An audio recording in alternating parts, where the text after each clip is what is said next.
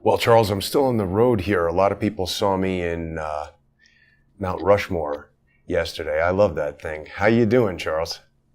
What now? You're on Mount Rushmore? They would not actually allow me to go on No, it, and no, I no, think no. it's I'm a hell talking of a about climb. there's Jefferson, there's Lincoln, and there's Goodman Yeah, on right. Mount Rushmore. On Mount Rushmore. Acknowledgement of Well, all the good work you're doing. I appreciate that. I asked them if I could visit the secret room. They said no. I don't know if that's surprising or not, but joking aside, Charles, we're in a pretty terrible state here today. One of the most shocking and devastating examples of environmental terrorism, it seems. We don't really know yet, but tell us what's going on with the Nord Stream pipeline and all this other stuff. Well, when you think about the past so far, the two most recent world wars, and we could debate whether there were other ones beforehand. There's an argument that the world stumbled into war in World War One, the assassination in Sarajevo, and bad management. Next thing you know, you're in World War One, and even I don't know an awful lot about World War One, but the one thing I remember is that the casualties, particularly in the trench warfare involving chemical gas and stuff, were far worse as a percentage of the existing population than the awful tragedy in World War II. So one could also say that we stumbled into World War II by failing to acknowledge the threat posed by and or explicitly or implicitly backing Hitler and others, and then delaying the United States involvement in World War II. You could argue that we, the United States, compounded the ultimate damage that was suffered across the planet. But this, to me, reminds me, and it's very early days, less than 24 hours into it, so early suppositions can be way off. But my view is that this event may be seen as akin to Pearl Harbor, because it may not just be these two pipelines that get hit. Pipelines are, by their nature, vast, tough to protect. Underwater ones and off-sea drilling platforms are also very difficult to protect. So who knows if this is just a one-off event or a two or three-off event, or whether it's a precursor to whoever did this attacking other energy assets around the world, just as the North heads into what could be, some say, a very cold and brutal winter. So, when I think about events like this, what I like to think about is who benefits. And let's go through the impact on Russia. I mean, Russia was involved with these pipelines to try to serve a European market. It makes no sense for Russia to blow these pipelines up. It just doesn't make any sense. A lot of money was invested, whether by them or by others, in a fairly difficult set of conditions to try to put these things, get them permitted and put them up. Now they may well be completely ruined. We'll have to wait and see. So you're left then with a European market that's a shadow of its former self. A lot of the European industrial, whatever passes for industrial activity, is engaged in operations that need electricity and consume natural gas and or require petroleum. So the market in Europe is a fraction of what it used to be, but nonetheless, it's a big market. So who else could serve this market with natural gas or its equivalent? And LNG from the U.S. is one approach, but difficult to replace the amounts involved, and given the timing, and the timing. Iran is a large producer of natural gas, and they have an axe to grind against the West, particularly over the decades of animus that has been sent their way. The fact that the Iran nuke deal is probably gone. The fact that Trump smokes Soleimani. So there are a bunch of reasons to believe that perhaps the Iranians did it. There are other potential suppliers of gas into Europe. I think the Turks, isn't there a Israeli-Syrian pipeline project? And then on top of that, we have, I think there's Norwegian gas into Europe, but I doubt the Norwegians would blow up these pipelines. So this is a disaster on many levels before we get to culpability. I mean, we have, in theory, remember with that idiot Jake Sullivan, who assured us that he had considered, and there's quotes, he and his other, quote, senior members of the Biden administration, including Bozo the Clown and Kermit the Frog, had thought through all the, all the impacts of the potential impacts of Afghanistan, and we had nothing to worry about. Well, he did a great job on that. Count that not even an F, not high enough to be an F. How did we not think this through? And then you have, in this excellent piece on Zero Hedge, and others very quickly pointed to the fact that before the invasion, in the special military operation, Joe Biden, what's left of Joe Biden, said in public, much the same way that he boasted about how he was going to stop anything from happening in Ukraine when he was vice president, unless he wasn't going to provide the loan guarantee unless they fired the prosecutor. In the same belligerent way, foolish and belligerent way, Joe Biden announced in February of 22 rather, that we had the ability to stop Nord Stream 1 and that we would do that. I mean, if we had a serious press, which we no longer have, mainstream press that is, you would have people jumping up and down, swarming the White House, burning up the phone lines, demanding an explanation. Did the United States have anything to do with this? Please rule this out immediately. And if you can't, I mean, if the United States did play any kind of role in this, then I think we need to perhaps wait till the election, but immediately thereafter, there needs to be impeachment, conviction, removal, and then criminal trial. Because this is a step, what you and I have been talking about in the very beginning. We have not declared war on Russia, as far as I know. We have been supplying supposedly defensive weapons at first, which all the morons who are out there with the Ukrainian lapels and flags and shirts and dresses urging for help, we all signed on for that as a nation. None of us that I know of, no serious person signed off for a war against Russia. Nobody has who understands the potential downside of that. So whoever, if it is true, either that the United States cannot credibly, immediately deny that they had any role in this, which I doubt they would do, credibly, or if it is true that indeed, directly or indirectly through contractors or through the CIA or whatever, the United States did play a role in this, there will be hell to pay in November 8th. It was bad enough for the Democrats already. There will be hell to pay November 8th. And this is not just a talking dispute. This is criminal, dangerous criminal behavior. This is environmental catastrophe. This is a credibility destroyer for the United States if we were involved. And I only take this position so quickly into it because I was struck at how people who seemed sensible on Bloomberg last night, which is hardly a pro-Trump, pro-conservative operation, were laying blame. We're saying that the only nations that would have the ability to do something like this include the United States. And here you have That's Biden. What I mean.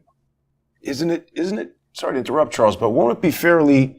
I mean, the thing is deep as hell underwater. It's not like you can just walk by and throw a bomb at it. Who would have the capability other than the United States and a limited number of countries like Probably that? The UK and maybe France, maybe Iran. France? Why would they do that? Iran? I mean, it seems like the Right. U.S. would do this. And Joe Biden, when he gave that speech, when he said, "Trust me, we'll take care of it," it's like you're saying, this is this like, twirling the mustache. I mean, this is an absolute act of war against Russia. Right. And again, it'd be one thing for Donald Trump, which he never came close to doing anything like this, to make statements of the kind that Biden and Latrine Saint-Pierre and others are making about what they might or might not do. And, we have a constitution, I believe, that we have a tripartite system of government The founders were very concerned about rogue wars, particularly international rogue wars. Foreign entanglements. And hence the need in the House of Representatives, in theory, for the House to declare war. And the thought there was the House was the body closest to the people, and the people would be fighting the war. And so the people would have a strong view and about whether they wanted their sons at that point to be engaged in foreign entanglements where they would lose their sons, potentially. And they only wanted that to occur in clear-cut cases. And now here we are. I think we're over a cliff now. I mean, for these knuckleheads having accused Russia since 2015-16 of meddling in the election, and now when this happens, immediately it's I don't know if Scarborough himself, the court jester of the mainstream media, or others like him have already been accusing Russia, but I've been reading that many are. If I'm Russia, yeah, exactly. What's that movie? Over the cliff. Yeah. This is Thelma and Louise. Exactly. Yeah, and we shouldn't be in this place. I mean, it's not like we have a strategic petroleum reserve that's filled up. No, we don't. It's not like, it's at an all-time low level, recent low level, which is very dangerous going into potentially a cold winter. It's not like our stockpiles of munitions are in great shape. We've shipped a whole bunch of stuff over to Ukraine. Nobody actually knows where it is, much of it. And we left a whole bunch behind in Afghanistan and some in Iraq. So it's not like we have everything ready. It's not like the stock market is strong and rising. It's not like that the financial system is in good shape. I mean, interest rates have risen at a level, on a pace that is, I think, the fastest in modern history. From, let's say, on the 30-year mortgage, from 2% up to 7% very quickly.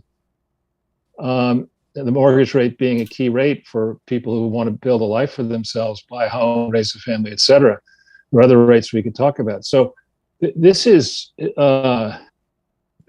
beyond policy differences. This is the kind of stuff where the anti-war crowd and the left, whoever remained there, should be standing up and saying, listen, if AOC and the squad and a bunch of people who've never passed economics, science, or any math class think it's a good idea going into winter to hobble our existing energy infrastructure so that we can become reliant eventually when renewables, if they ever do become a viable alternative, those sorts of people should have nothing to do with government. They're fundamentally stupid. You don't go and take our energy business sector was one of the most vibrant employers, delivers of profit, engines of this economy and of the world's economy. You don't just destroy that before you have a viable alternative. And wind is not a viable alternative. So Joe Biden is, forget about this recent performance where Joe Biden asked at a recent meeting, where's Jackie? With Jill and Joe having issued a press statement in August when this Jackie congresswoman, this Republican, died in a car accident, tragically. And Biden and Jill had a special press release praising her, even though she's a Republican, at a time when he's been, nuking all Trump voters as domestic extremists, even terrorists. He went out of his way in August to praise her. Then he holds this meeting a number of weeks later, and he asks her, where's Jackie?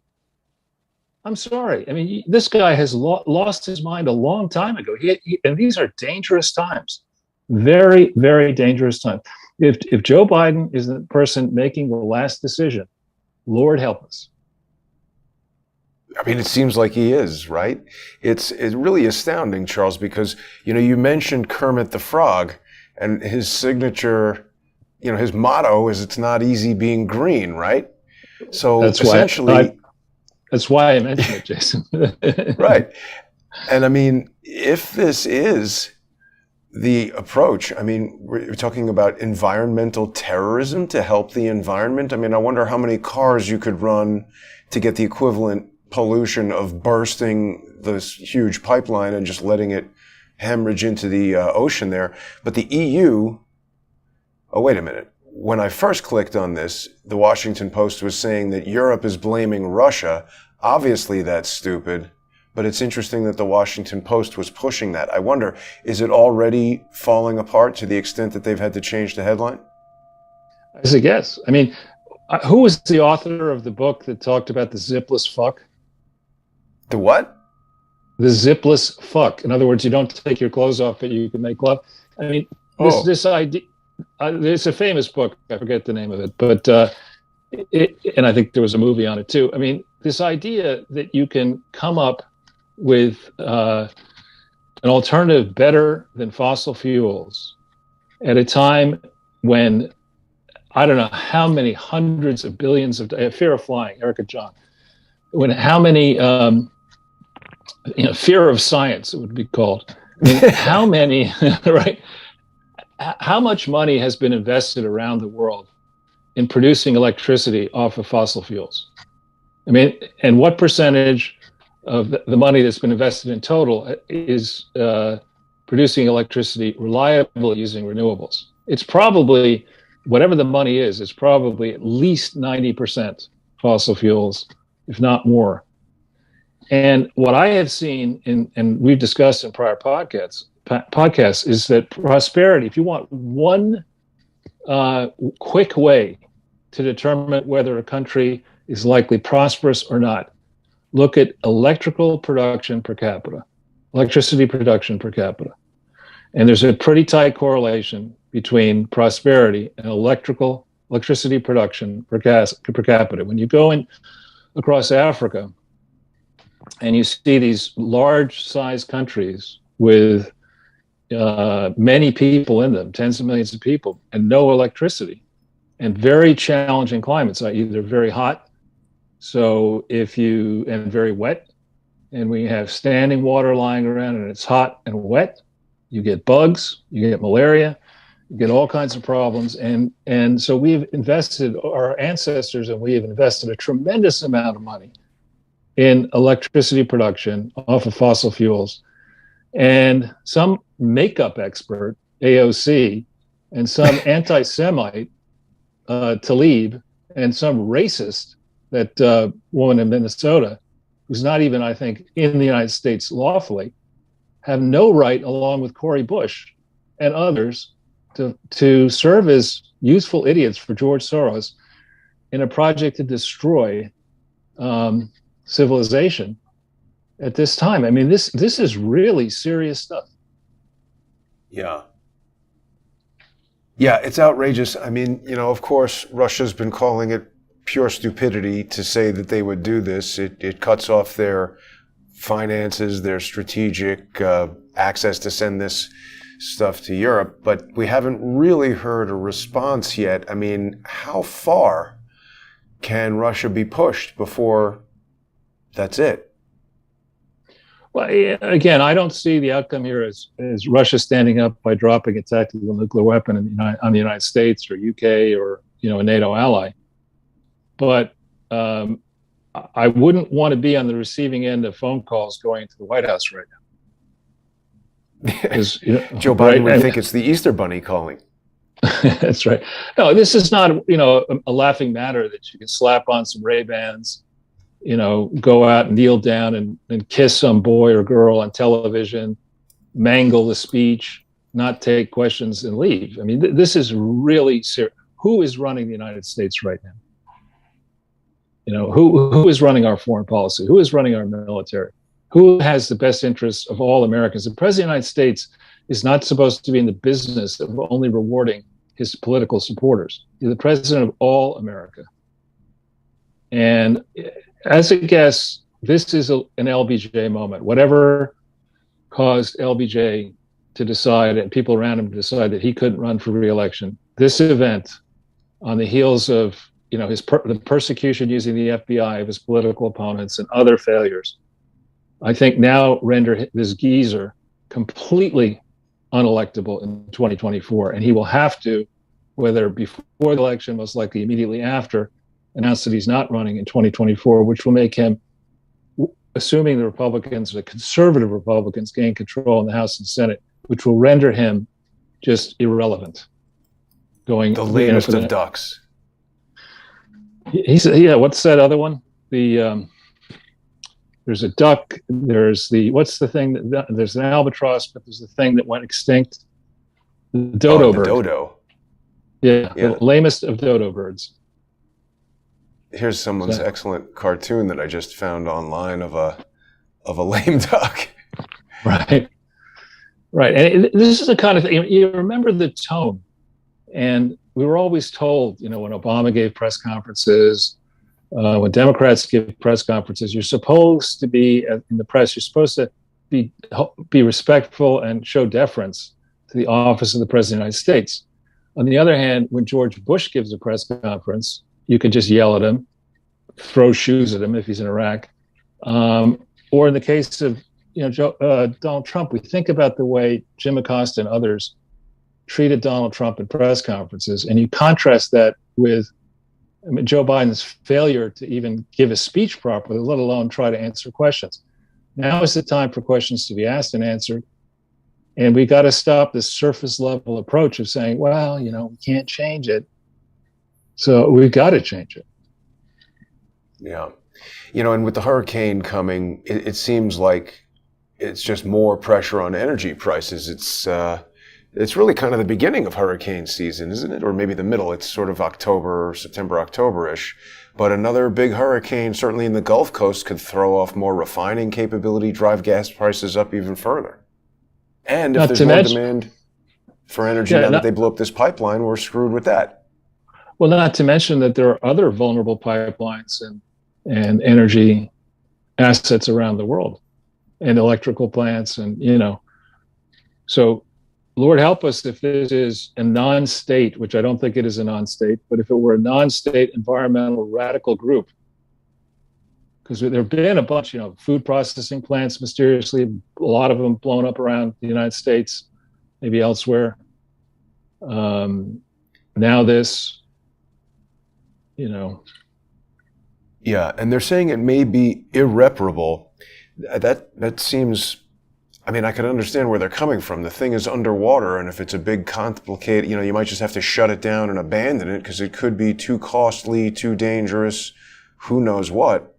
But, wow, what a loss to that part of the world that relies on this energy. And, what's interesting, Charles, is that all these, people who claim to be super into the environment, are they willing to do an environmental terrorist attack like this to protect? Doesn't that seem completely contradictory?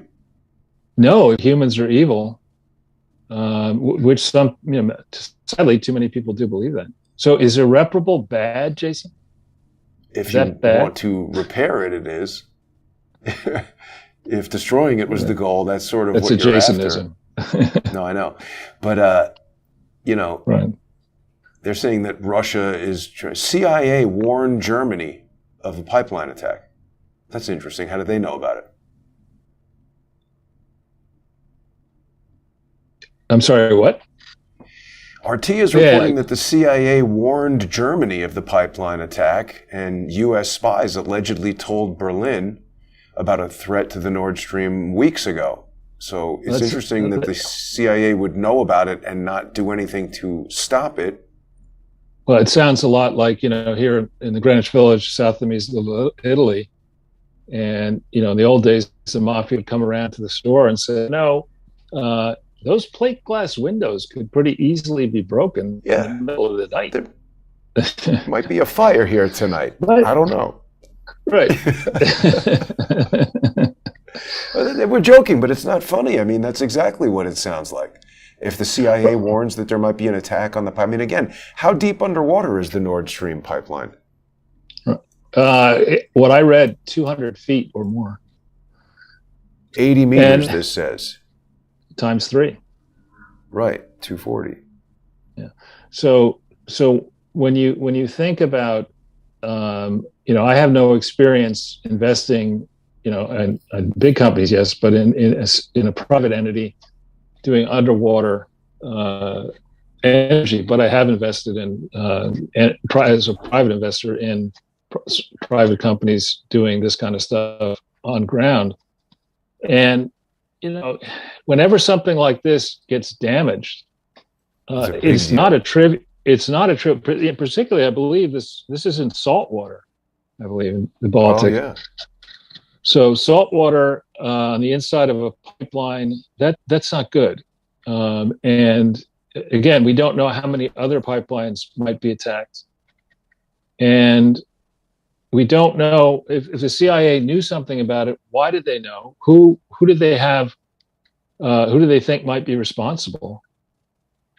And what I find amazing is that this Katrine Santer, in a press conference either yesterday or recently, made some gratuitous point saying that the situation with the hostilities with Russia and the threats to the pipeline and threats to natural gas, whatever, just redoubles the need for us to swiftly move to renewables.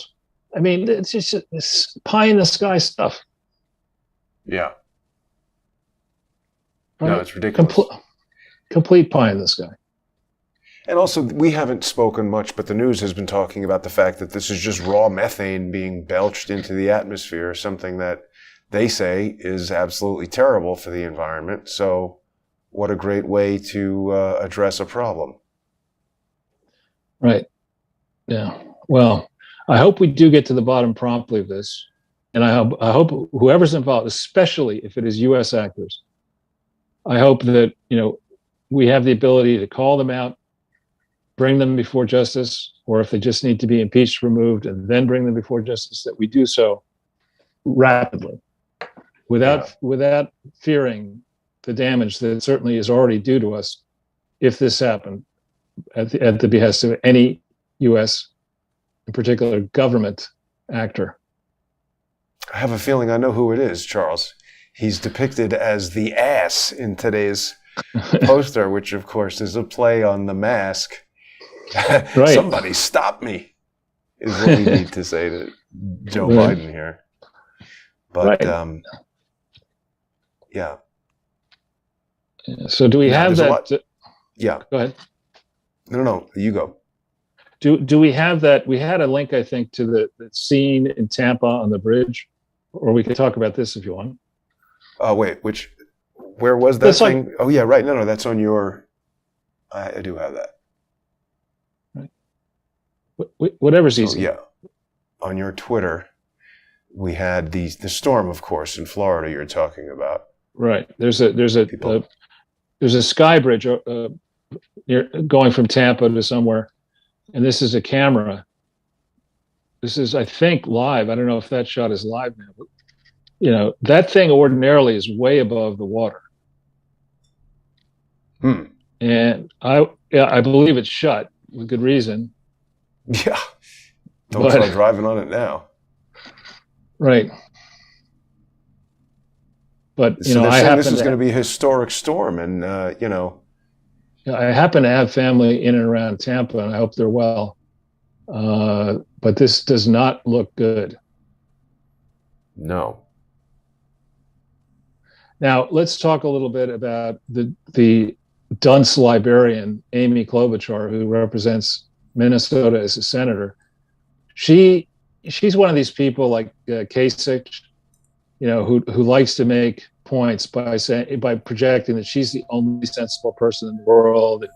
She's not an extremist. She comes up with common sense solutions. She said, she said, if you vote for Democrats, it's going to stop hurricanes. I mean, voting for Democrats, may affect candy cane production, but it's not going to have anything to do with hurricanes. And it's right. I mean, it's just the kind of statement you say something like that. And, you and I have been walking around the city, these walk around since March of 2020, the number of crazy ass people we've encountered and videoed. I mean, there, but for the grace of God, this woman would be living on a cardboard box saying the kind of crap that she's saying as a senator. Somebody who ran for president, who might well have been, she would have been the vice presidential candidate. She made a far stronger showing than as Tucker now calls her Carmelo Harris. But she's white. So she's in the Senate. This is the kind of stuff that a normal, if Donald Trump said something like this, if Republicans were elected, there won't be any more hurricanes. You'd have every, self-proclaimed pundit out there falling all over themselves saying, Trump's an idiot. How can they? But nobody has yet castigated Klobuchar for the way she should be castigated. She's an idiot. Yeah. Well, she had some support from fellow idiot Don Lemon, who also believes that hurricanes are,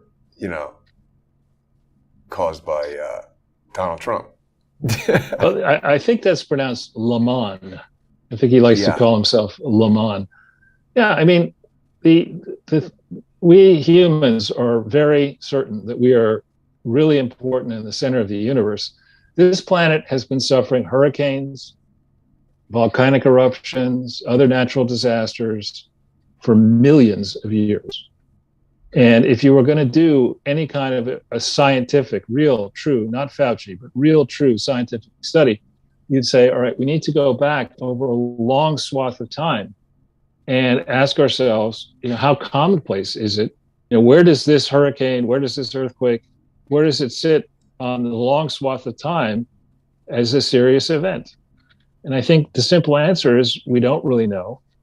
When I began studying in, let's say, sixth grade science, I seem to remember theories that human activity, humans, let's say Homo sapiens, roamed the earth starting, say, 25,000 years ago, roughly. And now we have people saying it's 500,000 years ago, even earlier. So we don't really know how long humans have been around with any precision. We can guess how long the planet has been around, but use 1,000,000 years for the number of years that humans have been around. The planet is billions of years old.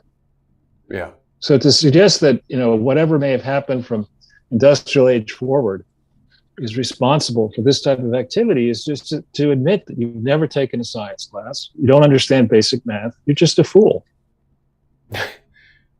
Yeah. Well, it's Charles, we still also have, if we're ready to move on to the next topic, sure. Lots of activity with regard to the border and all the problems there. It was great to have Bob Bishop join us on Sunday, and Gateway Pundit picked up an article that he wrote based on the content of the video that we all did together. People can read that at thegatewaypundit.com. And Bob did a great job of covering all of the key points. And also there's a link to the video. Yeah, thanks to Bob and to others who helped Bob. But this thing, if we go before the Clinton Foundation, we think about Fauci's role in promoting the AIDS scare. Now, I'm not saying AIDS is bullshit, but what I am saying is that the governmental response under Clinton, which was to say while he was president, we're not going to give any serious funding. And also for a time, we need to protect the branded producers of these drugs who are charging $20,000 per patient per year. We can't let generics in while he was president. That morphed after he left. And then when George W. Bush, as Hillary Clinton likes to say, when he was selected by the Supreme Court, I don't believe that, but that's what she says. Fauci played an instrumental role doing that. This was not, as scientists said in the beginning, spread predominantly by intravenous drug users and needle sharers and homosexual men. It was Fauci who pushed the notion that actually it's a heterosexual problem too. And with that, the argument to throw a tremendous amount of money at this problem with no controls over the money, either to make sure that it was spent as people said they were going to spend it, or to test the efficacy and the dangers of the drugs that were used, we ended up with, call it $100 billion mess. And we know through conversations with insiders that one significant provider of these untested and dangerous drugs was the Global Fund. And we know that there's a credible estimate that 75% of the money through a period in the early 2010 period, roughly, 75% of the money sent through the Global Fund disappeared. Nobody knows where it actually went. So call it $100 billion fraud. We move on then to this COVID thing, which is more like 5 trillion. Nobody actually knows where all this money went. We're getting reports now of all kinds of disastrous misappropriations of the money. We're getting, the science that was a lock, let's just say March of 2020, is becoming under great scrutiny by credible scientists who, we don't need to get canceled, but let's just say there are question marks over that. And now we've rushed into this Ukraine, initially defend Ukraine when that looked like it was winning. Now let's fight Russia. And I think this almost reminds me of the way fast-talking salesmen try to get you to buy something stupid. You go into a store, next thing you know, there's some person up next to you saying, "Look, this is special over here, 5 for the price of 3, and do this and do that. Give me your credit card." And you need to just say, fuck off and leave me alone. And apparently Americans are too polite to do this. But all of a sudden, our government actually is set to shut, potentially on Saturday, the midnight on tomorrow. Really? And yeah, it's the end of the fiscal year, and they're fighting about a continuing resolution. And so idiots are sneaking all kinds of crap into this continuing resolution, including another 12 billion for Ukraine. That I saw. Yeah. And who knows what else. And remember, the reason people reluctantly went ahead with Biden, some Republicans and many Democrats, and some independents, was that he was the wise hand, the man who'd been in Washington, D.C., who knew how Washington worked. He would get us back to, a moderate approach to life, steady hand on the tiller. It's pandemonium in Washington, D.C. It's pandemonium here in New York, in California, in these big markets. It's pandemonium across the world under this moron. And to my Democratic friends, and I have some. I mean, do any of you have buyer's remorse yet? Do any of you really believe that it was sensible to let this guy have the last word in shaping American foreign policy and domestic policy from January 2021 to the present? Look how much damage this fool has done already. Well, it's a good question, Charles. Have any of the people you speak to who vote Democrat? I mean, nobody that I know who likes Joe Biden has called me up and said, "You know what? You're right. It was a mistake to vote for him." I mean, they just read the news. I haven't spoken to anybody yet this morning, but I guarantee if I call any of these people I'm talking about, they'll say, "Oh no, Russia blew up that pipeline." Well, it's a bit like back in the day, our firm, one of the firms I helped found, as I was leaving it, was approached with this project of backing people who were leaving the Madoff operation to set up a new hedge fund. And that was not my particular area, so I wasn't heavily focused on it. But I went to a meeting with this management team that was going to pile out of Madoff. And I listened to this and I just shook my head. And I'm not going to name the person, but I had to take the co-founder of the firm aside and say, "Listen, this is the stupidest fucking idea you've come up with yet." Right? I mean, they couldn't explain. And it's not even lunch. Right. It's just so, somebody back in the day, the way the Madoff fund worked, and it's clever. Some rich people are very insecure and they want to always be in on the next big thing. They don't want to miss out.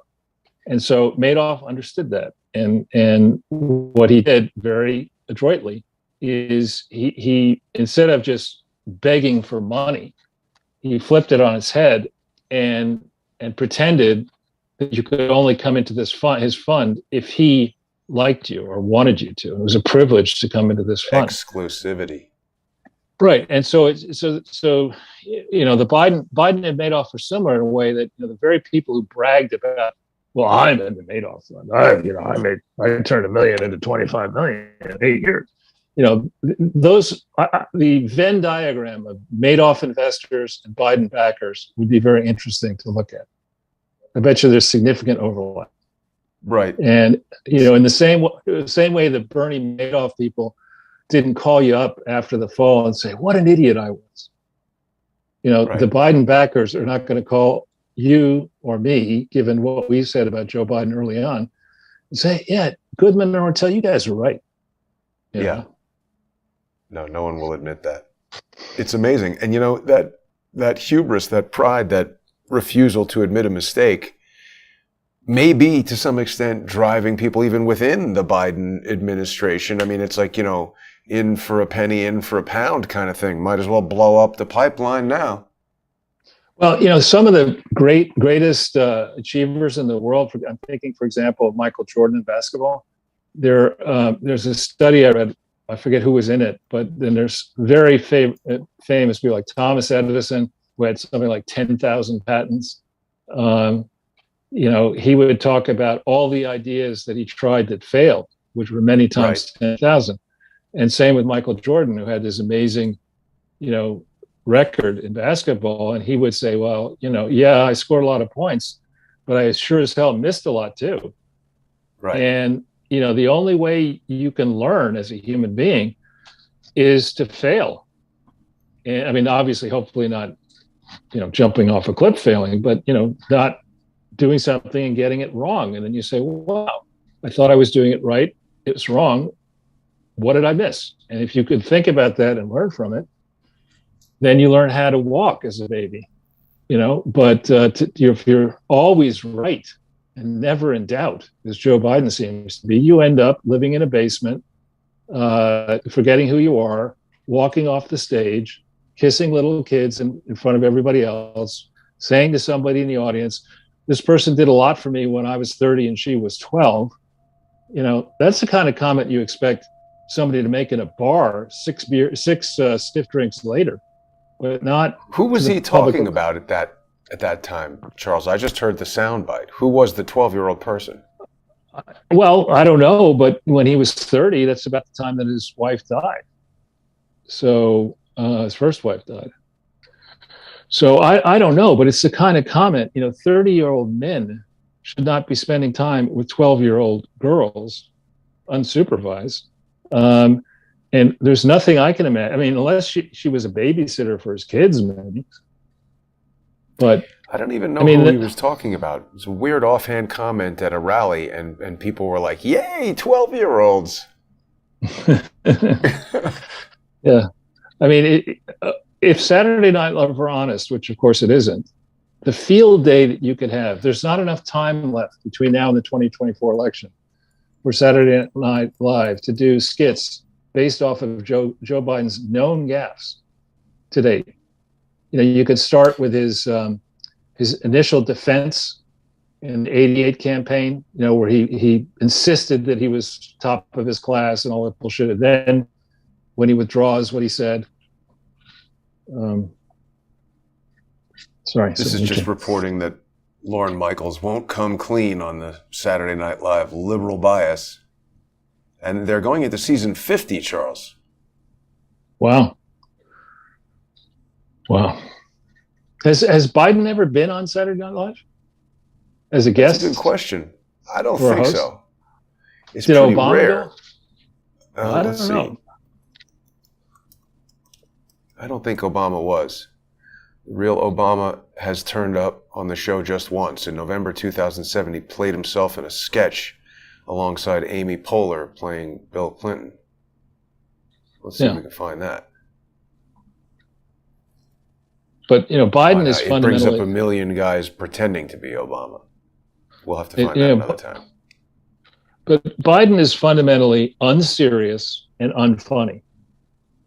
I mean, he's past his sell-by date, and he's unfixable.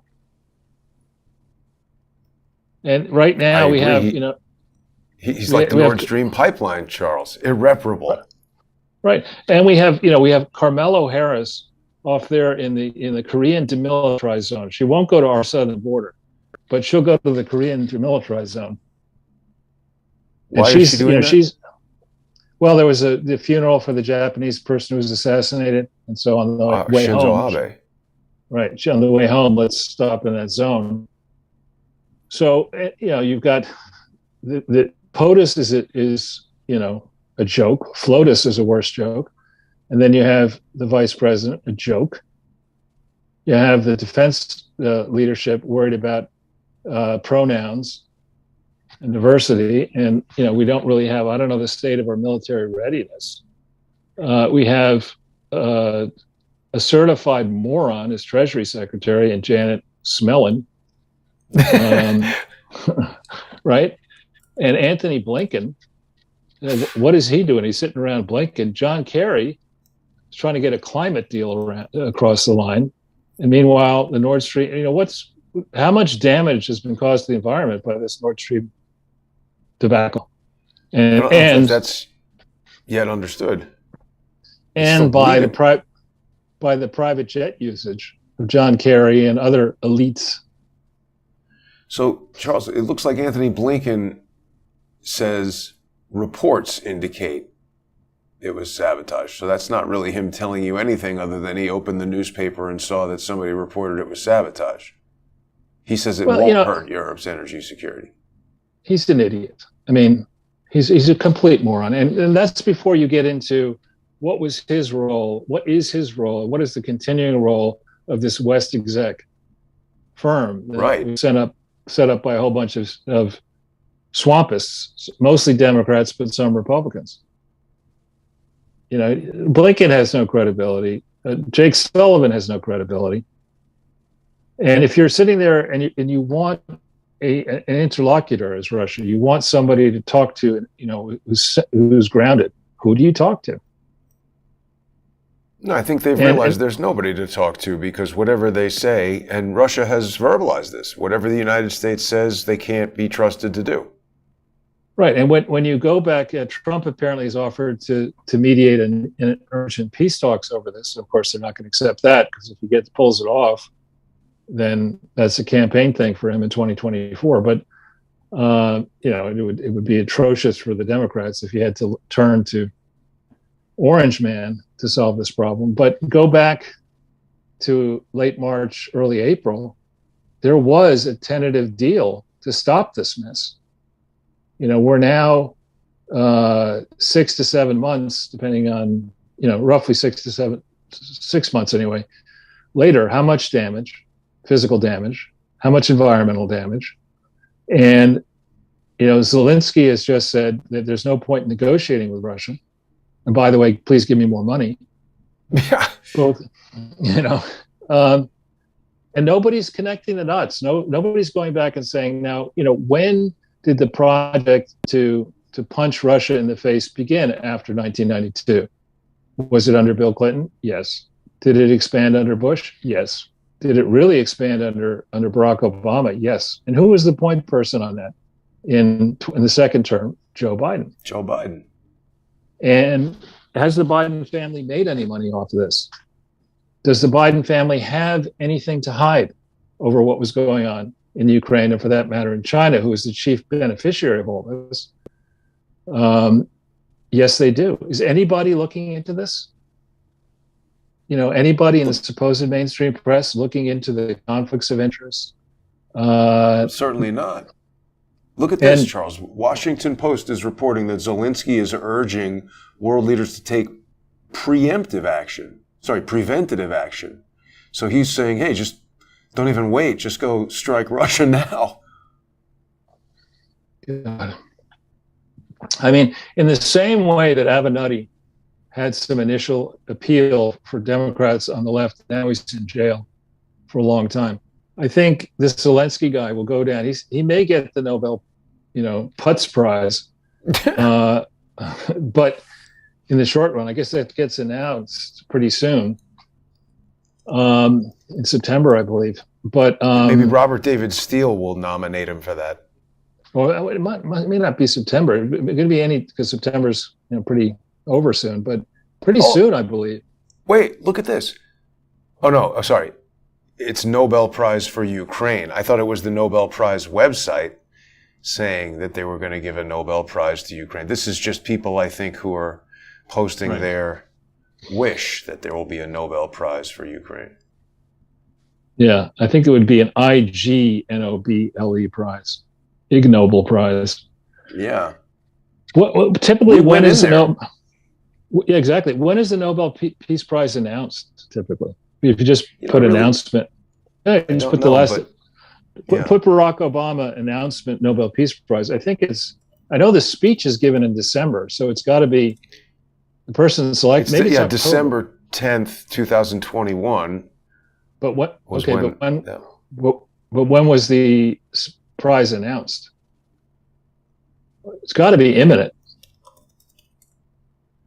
Let's see. December 10th, 2021. I guess December of 2022. No, prize announcement dates. This year's announcement takes place on the 3rd to the 10th of October. Right. So next week. Whoa. So is it going to be Zelensky? That would be the stupidest thing ever. I don't know. They've had some pretty bad people get the Nobel Peace Prize, including Barack Obama. Right. But not to mention a whole list of. It's almost like Ortel's first law, Clinton and fraud. I mean, if you put the historical winners of the Nobel Peace Prize and then you punch 10 years of time afterwards and you go back and reconsider on the Peace Prize, it's a lot of very bad people have gotten that Peace Prize. Yep. Well, we'll have to keep our eyes on that.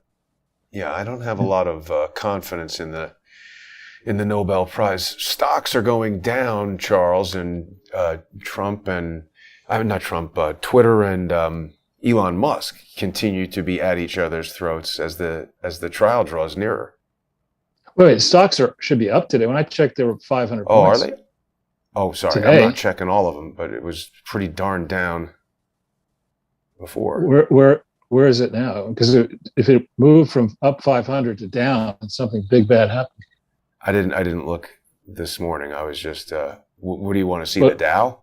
Yeah. It's up 2%, 637 points. So that's good news. Well, that's because after Jay Powell's relentless raising of certain benchmark interest rates, the UK looked at that. And this morning capitulated and said, we can't keep doing this. We're highly leveraged. They're actually more leveraged than we are. The UK with less. And so they either cut interest rates or announced something that's akin to cutting interest rates. And I think the pound is, it's about to become a half pound. It's getting pounded. Well, there have been moments in my lifetime, in your lifetime, I think, when the pound was as high as 240 on the dollar. I may have that number wrong, but to be down at 108 or 105, it's low. As they say in Brooklyn, that hoits. So I've read somewhere that they were going to do quantitative easing at the Bank of England. Is that the thing that's equal to? It's equivalent to it has an impact of lowering interest rates. Isn't it just printing more money and throwing it all around? In essence. But you do that when the United States, the largest market in the world, is raising interest rates, and you decide you're not going to do that, then and the pound has already been under an assault. You get to the point where you've lost complete credibility. Now, here the risk is that Liz Truss, a sad name for the Prime Minister of England, a Truss, but Liz Truss has, not as much life experience as you might need. She's pretty young. And I don't know that she didn't, as foreign minister, she didn't know key facts. And Dmitry Lavrov made fun of her for not understanding that certain territory that's actually looks like it's in Germany is technically Russian territory. She didn't know that, apparently. She has a lot she doesn't know, and these initial moves are not going well. And it wouldn't take much for her failure to throw the UK into a hard left government, not a hard right, hard left. Whoa. So, speaking of changes in government, the news has been busily telling us that Giorgia Maloney is a fascist and a hard right. They're going to take action against the, democratically elected Prime Minister of Italy. EU doesn't like her. Yeah, again, this is the Jesse Smollett approach. You accuse something of, you make up a story about somebody, and the court jesters across the mainstream press are happy to jump on the story and repeat it all. She's not a fascist, and she's not even far right. And but our comments are telling us that Google has removed her speech. It's outrageous. It's outrageous. Yeah. And we were chatting before we went on the show, but in university, literally in the previous century, I took a seminar course in 1978 spring semester on Eurocommunism. And there was a very good graduate student who taught it, and he went on actually to become a senior U.S. government official later. But at that time in 78, communism was deeply stuck in to many countries in Europe, especially Italy. And the headline from that course was, I was told authoritatively by this professor, listen, you just need to understand that communism is only become a more important force across Europe and around the world, and you're just going to have to deal with it. That's what we were told. And that was wrong. A lot of what has been taught in these Ivy League campi is wrong. And it's a stunning contrast to see this Maloney person win the election, having, the people having been threatened by this, I hesitate to call her a Nazi, but she strikes me as a fascist, the leader of the EU, who made the comment before the election that, listen, we have the tools to make sure that any damage done in the election, doesn't affect Europe negatively. And, we will course correct if they make the wrong decision. I mean, who the F do you think you are? Yeah. Right? I mean, the Italians have a right. Every nation has a right to self-determination.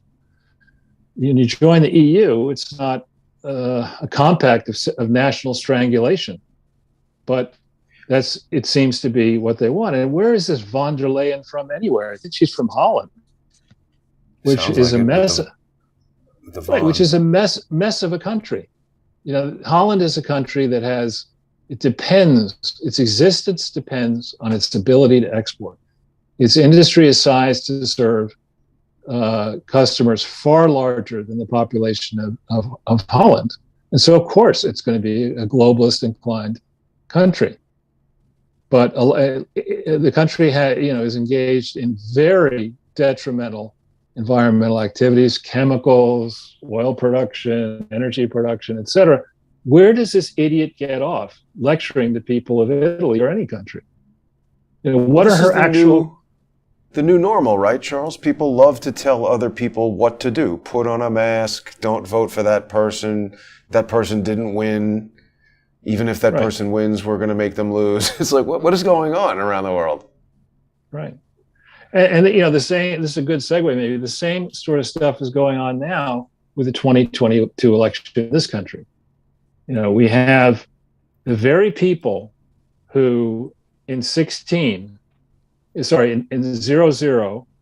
have never accepted George W. Bush's victory.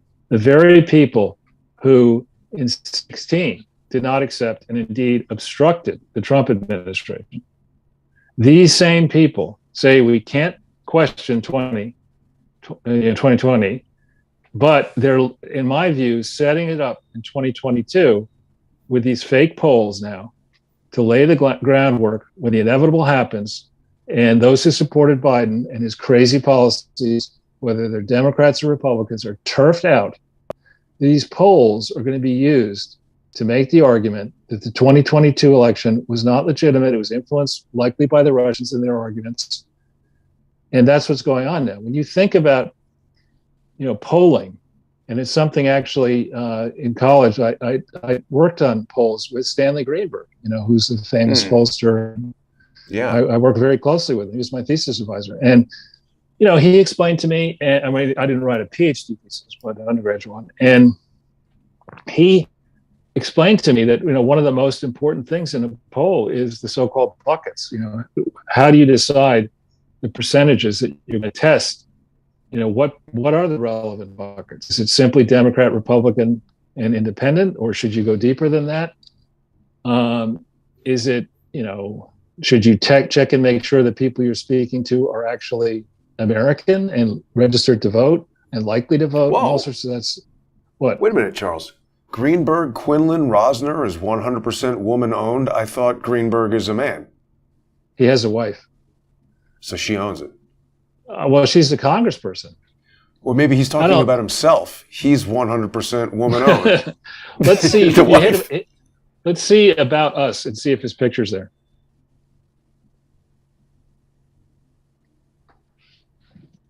Here's the history of it. We don't give a shit about that. It doesn't have the picture of anybody. It doesn't have our team. Our team. Huh. Lower right. Well, that's his. That's got to be his daughter. Right. It's definitely his daughter. Further down. Quinlan. He doesn't look like a woman, but I'm not a biologist. What are you, a biologist? Yeah. I'm not. The rest of our team. Yeah. Maybe this person ate Greenberg. Sorry. Now we're in trouble. Well, but Stan Greenberg, if he's still alive, is in his late 70s, probably. Yeah, so maybe he's kicked back, and and I honestly don't care whether you're owned by trust fund on behalf of rabbits, men, women, you name it. What I care about is rabbit owned. is the competence of the team. And I actually don't necessarily even care about the ownership of the company. I mean, I don't want it to be owned by the Biden family or what was that? Or the Clinton family. Yeah. Or the Obama family.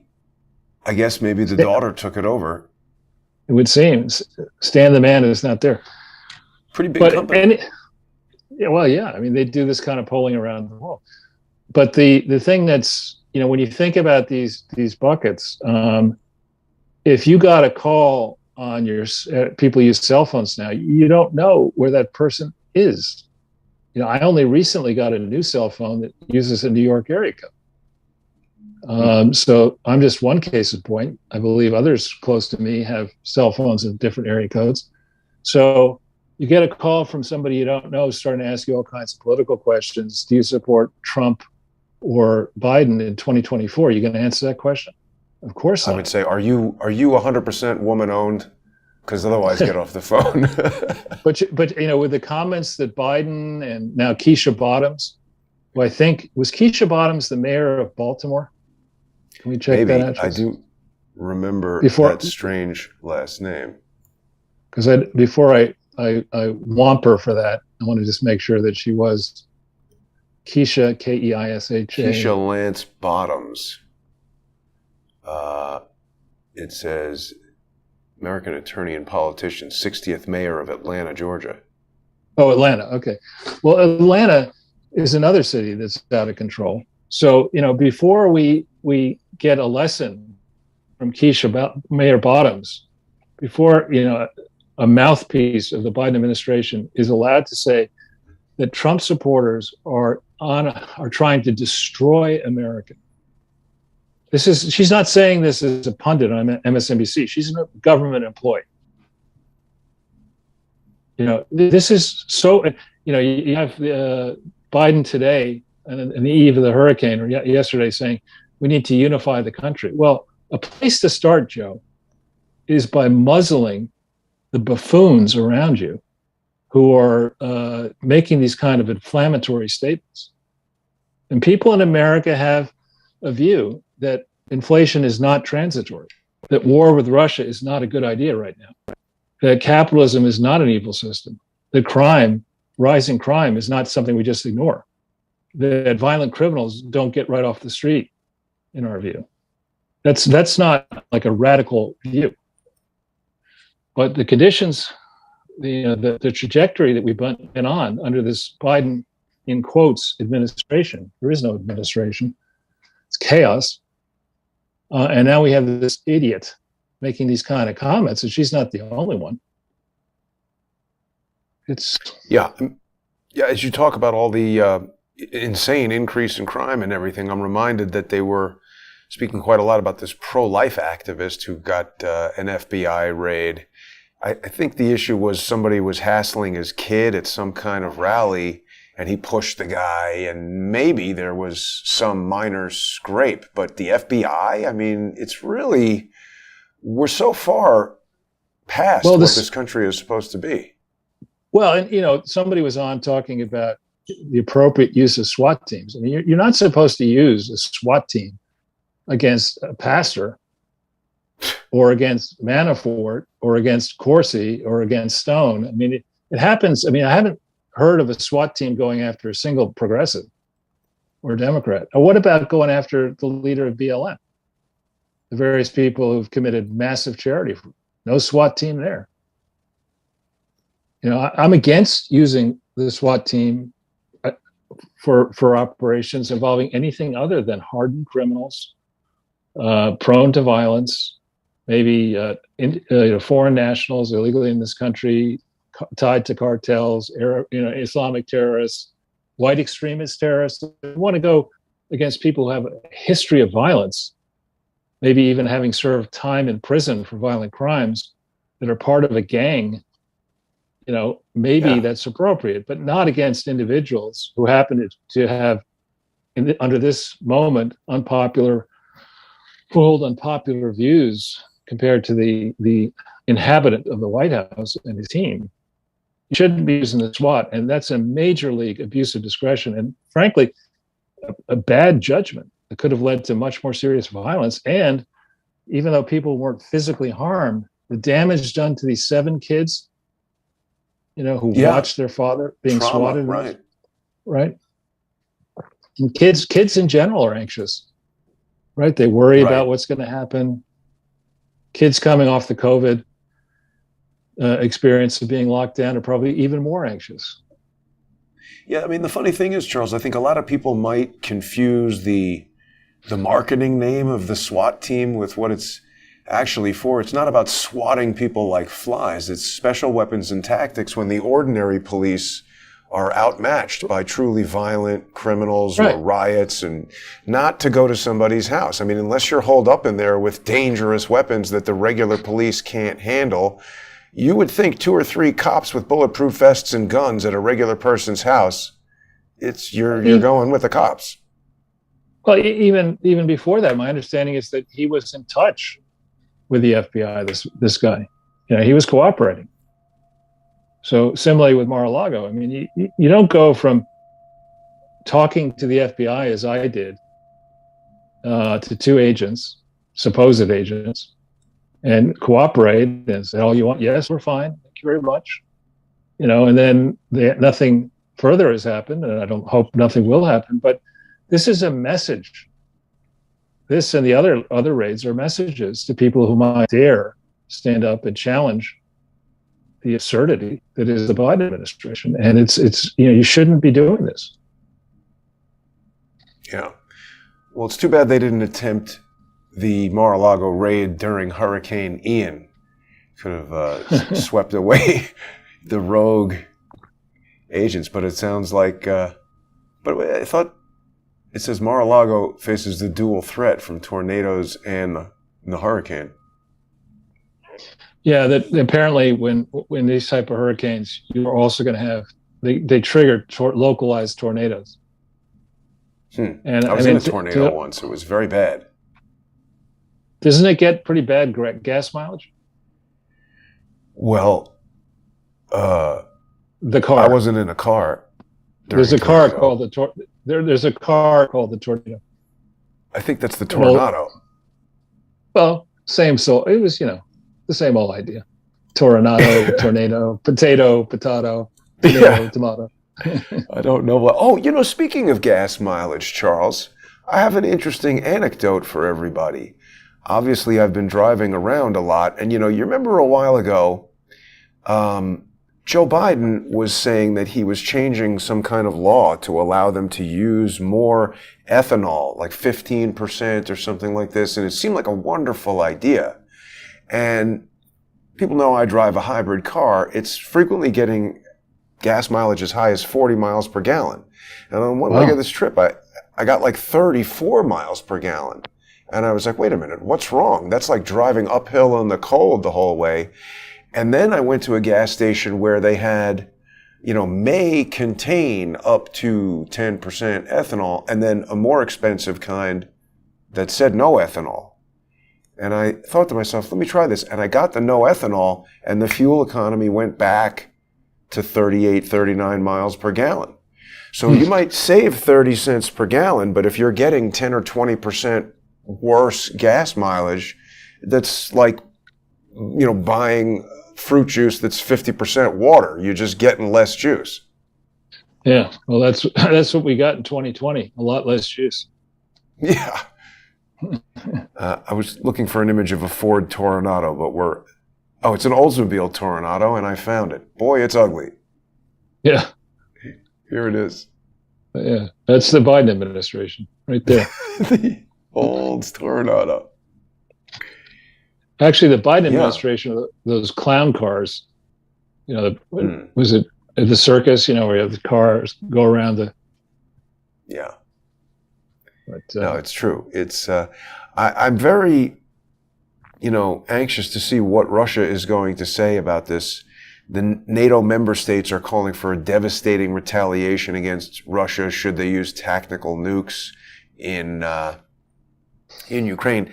Something I meant to mention the other day, Charles, I use a platform to send our videos to all kinds of different video server services. Everybody knows they can watch Crowdsource the Truth 7, Crowdsource the Truth 8, the Sunday with Charles channel. Those are all on YouTube. We've got Rumble, we've got Odyssey, Getter.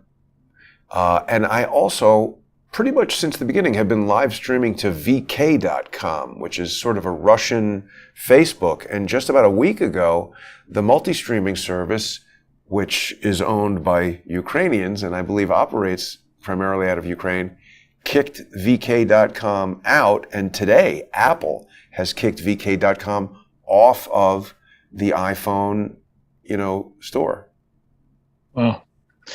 Well, people know that we both have been interviewed by Katrine Santer, and she points out, and she's, I think, the interesting thing about her is that she's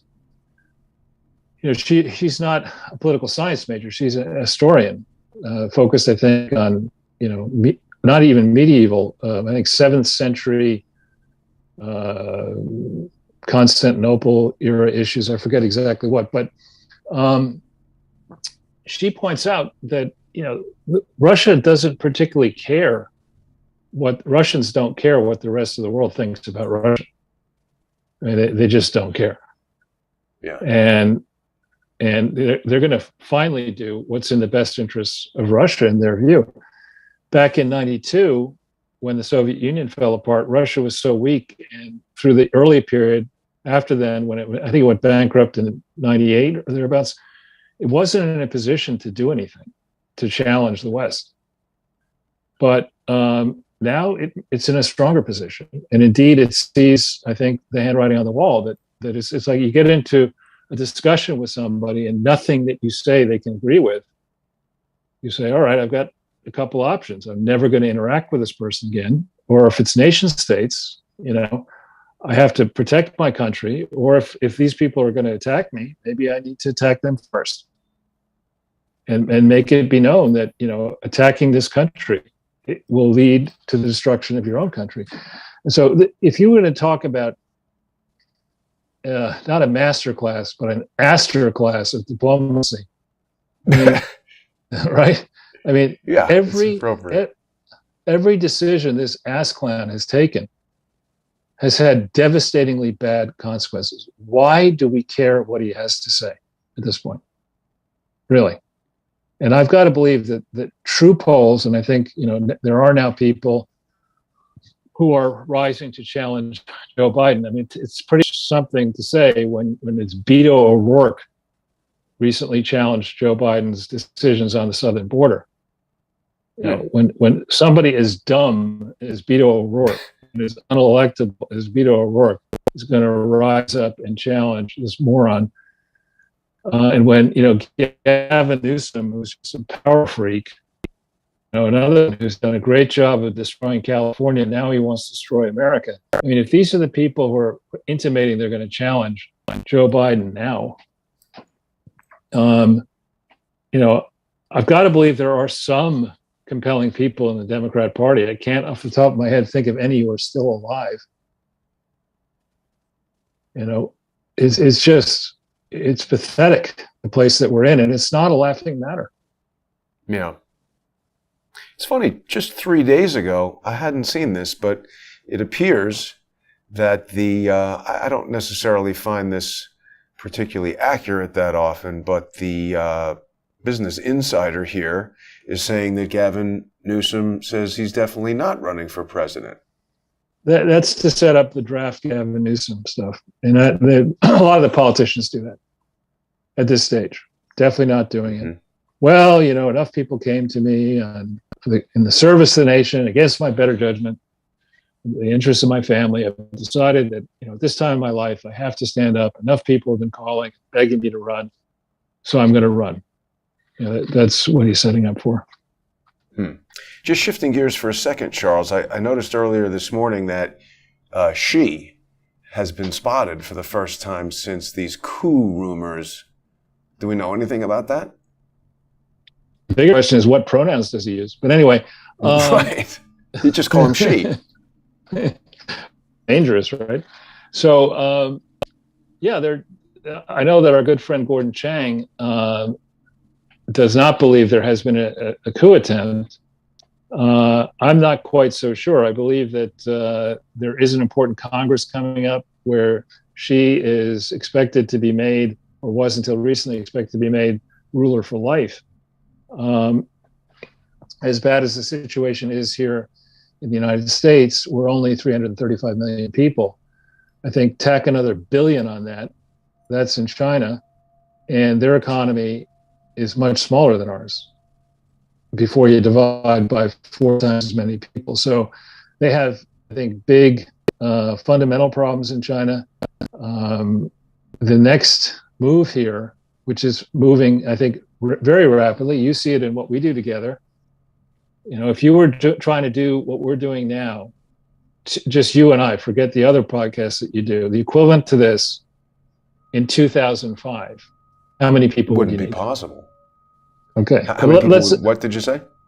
Without using the YouTube, if you were going to, put out live discussions like that using traditional means, back in 2005, how many people would you need per podcast? Oh, to produce it, yeah. Many, yeah. I mean, whether or not it would go out on the internet or wherever, yeah, you'd have cameras and people. I mean, you just wouldn't be able to do what I'm doing right now. The switching equipment and the camera equipment and everything, it just didn't exist, and the equivalents were so expensive, and needing other people to operate them, yeah, you couldn't do it. Right. So, back in 2009, when I went on the board of this Indian company, we had the former CEO of this very large company that Berkshire Hathaway bought called Precision Cast Parts was on the board with me, and some other people like that. But this guy back in 2009 was saying to my friend who owned his private company, you got to stop this argument that the key to your success is your low labor costs, because that's not going to matter. Labor costs then were like 20%, if that, of this particular operation. And now what we're seeing, and I think it's about time that we do it, instead of the big manufacturing companies and service companies rushing outside metropolitan zones in the United States to produce products and services from India or elsewhere, we're seeing, like the tide coming back in, surging back into the United States. Businesses saying, well, the way we used to do it was with a lot of labor.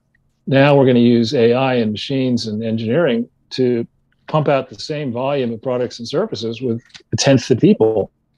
When you start doing that, you don't need to go to India to do that. You don't need the additional challenges of running businesses, American businesses with far-flung operations outside this country that operate different currencies with attendant problems. So, yeah, and that might be about to be magnified. Before we talk about that further, though, Charles, I just noticed here, so this article is saying that the precision cast parts was Warren Buffett's $10 billion mistake, and he's admitting to paying too much for it. Do I read this correctly to mean that Charles Ortel sold it for a great price to Warren Buffett? No. I wasn't. I had no role in the selling it. I was on the board of another company. I stopped selling companies by 1995. But as an agent. But no. I was just on the board with the guy who actually built precision cast parts into the behemoth that it was. Buffett overpaid for it.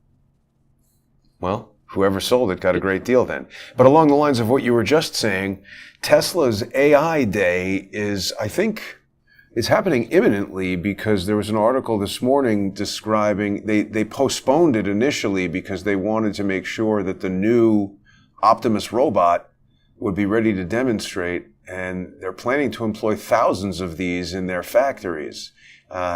People are skeptical, Charles, if technology, I don't know if they're sure if people will be ready for this, but they're certainly skeptical that the technology of a fully autonomous, anthropomorphic humanoid robot is actually here, or if it is still years in the future. But I think that this would mark a real flagpost in the road for humanity if we really are going to be interacting with robots like that were in movies just 20 or 30 years ago. Well, sure. And, when you see, as well as I do, walking around the city, you see these public sector workers. We got one guy with a shovel and 25 people around that person drinking coffee, bullshitting. And there's probably another 80 people on the payroll that don't have to show up for work, charging we, the taxpayer, for all this kind of work. Optimus robots, when they come into full efficacy, will, I think, be a major challenge to unionized workforces. Major challenge. And then wouldn't it be possible that you could just have that one robot working in the park, and then you'd have one additional guy drinking coffee with the other people who could stand there and look at it? Well, I don't know. Was it you telling me about your friend working in the post office? Somebody was telling me about. Yeah, that was me. Right. That's what we're talking about here. The presence, once these robots come on site, once they become more effective in, as in the kitchens, and eventually, the contrast between what they can produce and what corrupt humans protected by unions are costing us will be so stark that we will have another, not civil war, but there's going to be, a major contest when this happens, because the degree to which people have been ripping off in the public sector, the taxpayer, is going to become abundantly apparent. And actually, one vignette today, on our walk-arounds, we talk about the number of moving trucks. And I was walking down 9th Street between 5th and 6th Avenue just now, and I walked by there. If you have expensive antiques, there are certain types of movers that have specialized trucks and security guards on, and you really have to pack the stuff carefully, and it takes time. So I'm walking by this truck, and I thought to myself, I'll ask. So I just looked up at the guy with the clipboard, and I said, "In or out? In other words, are you moving into the city or out?" And he didn't miss a beat. He said, "Out." Absolutely. Just to fill in the audience with that story, it was about a friend of mine who got a job at the post office, and before lunch delivered all the mail. Got back to the post office, and they said, "What the hell are you doing?" And he Right. said, I'm done with my route. And they took him aside and said, you're You making kill us him. look bad. Don't do that. So from then on, he would get the sack of mail, go home and play PlayStation until after lunch, and then deliver the mail. Right. Right. Biden's not even bothering to deliver the mail. He loses all the mail. Yeah, it's a terrible showing by Joe Biden, and we've got some comments here. One obstacle apparently to shipping natural gas to Europe has been the dearth of LNG offloading facilities. I mean, and that's the thing, changing something this vast quickly is just not something that can be done, and the temperature is going to start dropping, and this just makes everything so much worse. We've only been going for about 90 minutes, Charles, but I don't know. What else did we want to cover? I think we've covered most of the stories that you wanted to. Well, looking ahead, we have the close of the quarter tomorrow in financial terms and market terms. October is a very dangerous month historically for stock markets. We've had a series of crashes in October. We have some of the big names in finance lining up and say a crash is coming. Conditions certainly look dangerous for that. There's an election in Brazil coming up, and there you have Lula, who is a communist crook. Some say maybe going to beat this Bolsonaro guy, but that's a very Tucker has a big series on Brazil. Lula is distantly related to me through my Brazilian ancestors. There have been articles about that by one of my Brazilian ancestors, who's now deceased, but was a professor and pundit. But Lula is worse than Eric Adams, worse than DeCrazio. He's really bad, and if Lula takes over, that's going to be very bad.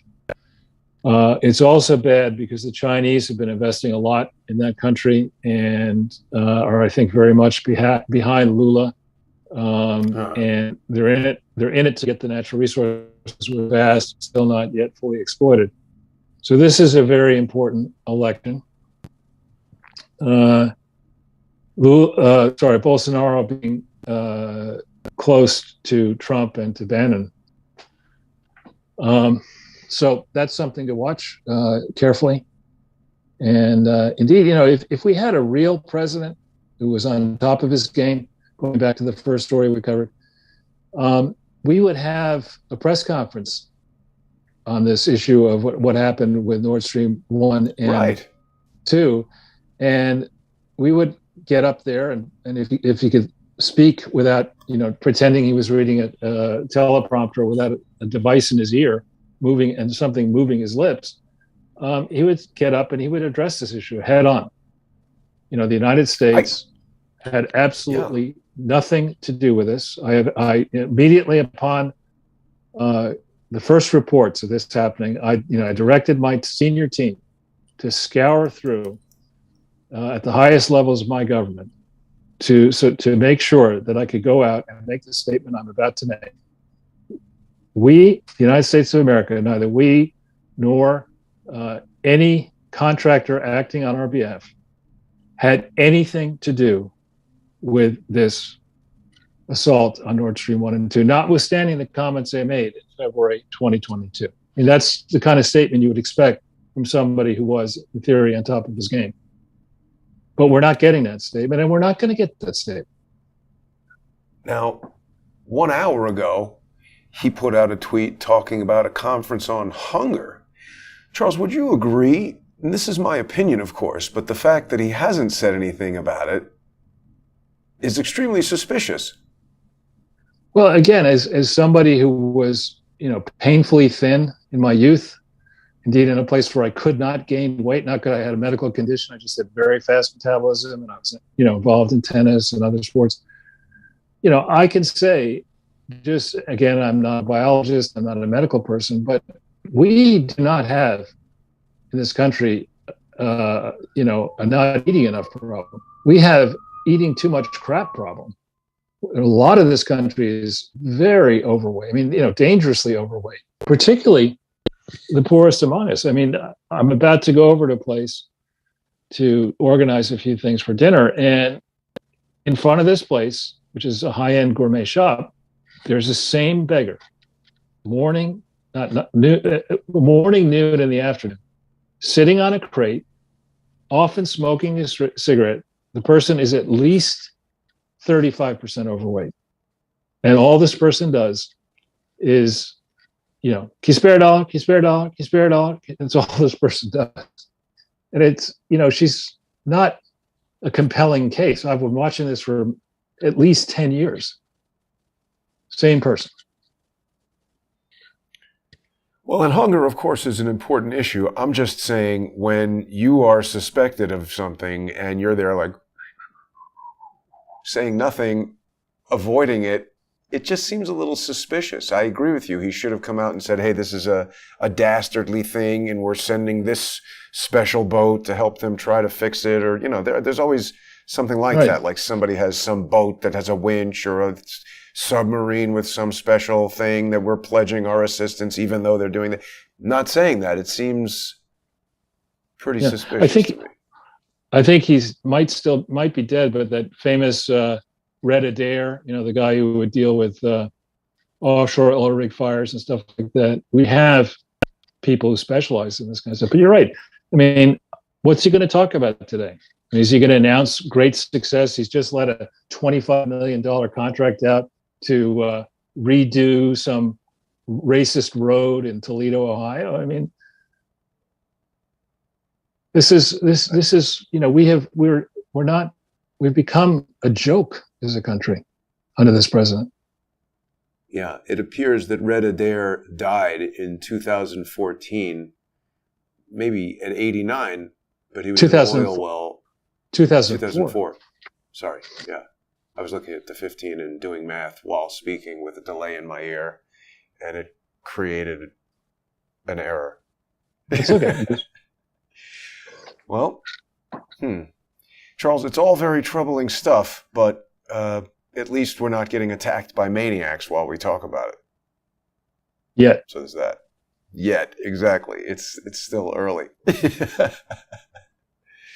Well, Charles, if that's all we've got for today, we will certainly be back on Sunday to discuss this further. We're going to keep our eyes on all the news. Is there anything else you'd like to tell us about before we wrap up today's show?